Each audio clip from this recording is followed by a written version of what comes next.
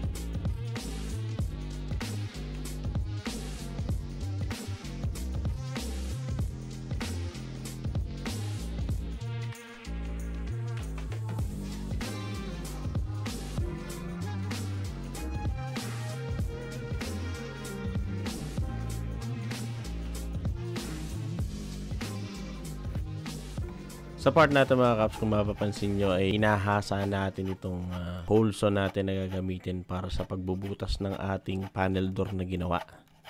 So request ito ng client natin na gusto niyang pabutasan yung panel door na ginawa natin. Anyway, pinagbigyan natin mga kaps kasi yan ay nagpagawa din ng hamba sa atin.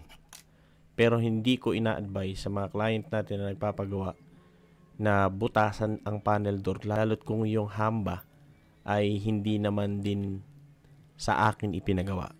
What I mean to say is, alam kasi natin yung allowance ng hamba dun sa ginawa nating panel door. Pero kasi kapag yung hamba is naka-install na, hindi ko na-advise na pabutasan na kaagad. Kasi ang gusto kasi ng ibang mga client natin, makatipid sila, may butas na. So kapag alam din naman nilang makapagkabit ng pinto, so hindi nila po problemahin yung butas. Pero ang problema doon is hindi na sila pwedeng magbawas. Kaya mas ina-advise ko na hindi muna butasan ang panel door kapag hindi naman din sa akin ipinagawa yung hamba. Pero kung sa akin din naman pinagawa yung hamba mga kaps, pinubutasan ko na din. Alam kong nagigets ako ng mga kaps natin, yung mga kaps nating bihasa na rin sa pagkakabit ng pinto o pagbuo ng pinto. Kasi nagkakaroon tayo karaniwan ng problema sa pag-install ng pinto pag nakakabit na yung hamba. Hindi kasi nasisero-sero yung installation ng hamba lalo't kung hindi pa masyadong ganun kasanay yung nagkabit ng hamba dun sa pagkakabitan natin ng pinto. Kasi ang nagiging karaniwang problema niyan ay gumagalaw. Yung hamba kasi mga kaps, meron tayong nilalagay dyang braces eh.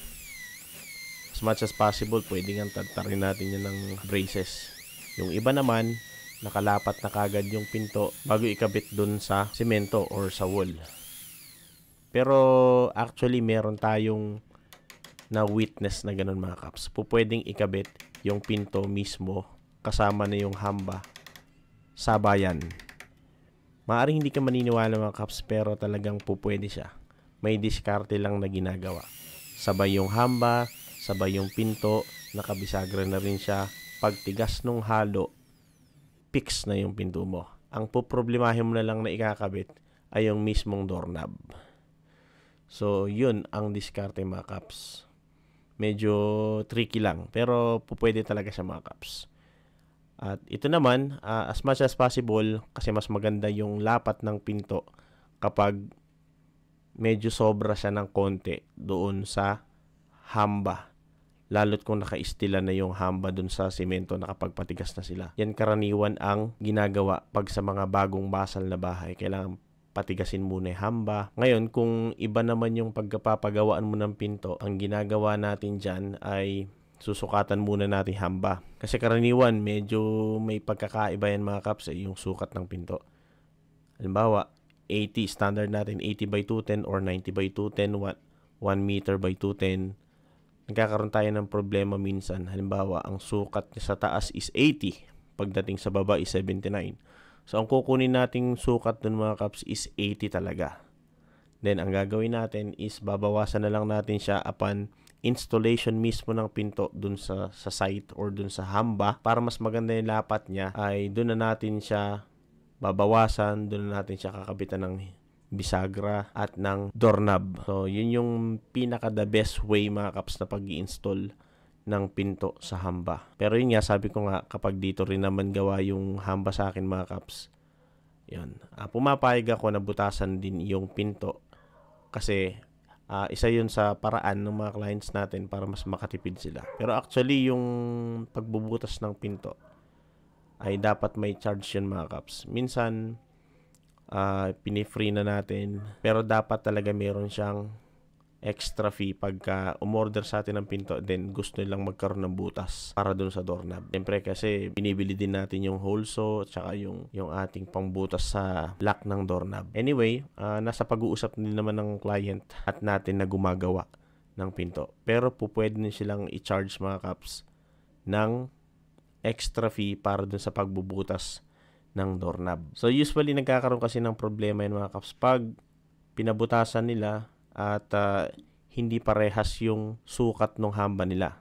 Hindi kasi natin siya po pwedeng gawing kung 79 yung baba, 80 dun sa taas. Hindi siya pwedeng gawing ganun mga kaps kasi yung pagka-eskwala, iba pa rin yung actual na sukat mga kaps nung pinto pagka inilapat mo na siya doon sa mismong hamba niya. So yun yung magiging problema natin doon sa pagkakabit ng mga pinto. Kaya as much as possible, I do not recommend them na butasan yung pinto kung naka-install na o matigas na yung hamba, lalo't kung mayroong problema. Pero hindi natin masasabi kasi na kahit na parehas yung sukat, 80 sa taas, 80 sa baba, minsan sa gitna may problema, nakabuntis yung hamba. Kailangan talaga ng actual na paglalapat ng pinto. Yun naman ang kaibahan mga kaps. Pag sa actual site mo siya i-install. So mas maganda pa rin talaga na yung pinto ay sa actual natin babawasan. Doon din natin siya bubutasan at lalagyan ng bisagra. Yun ang the best way. Mas magiging maganda talaga, promise.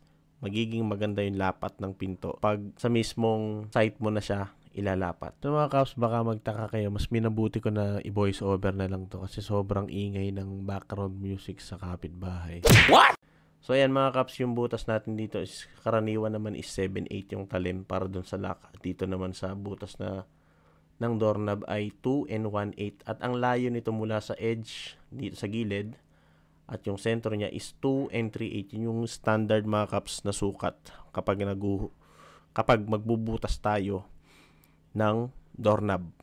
And then usually ang taas niyan mula dun sa baba mga kaps is 1 meter from sa ibaba dun sa sentro ng pagbubutasan natin. So yan mga kaps, po pwede na natin siyang i-deliver sa ating client. Salamat nga pala ng napakarami at shoutout nga pala kay Caps Nico Abejo. At si Caps Nico Abejo nga pala mga kaps ay nagpagawa sa atin ng cutter head 10 inches. That will be on January na, Caps Nico, yung delivery ng parcel na pinagawa natin, pinamachine shop natin sa Zapra Machine Shop sa Cabanatuan City.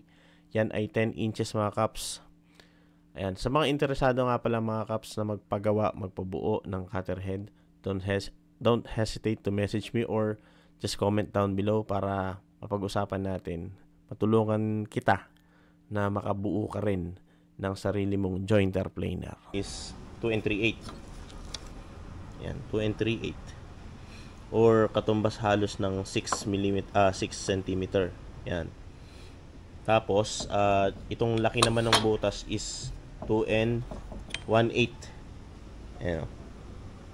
2 1/8 or katumbas ng 5.5 cm yung laki ng butas niya. So yan yung standard na ginagamit natin sa pagbubutas ng para sa doorknob mga kaps.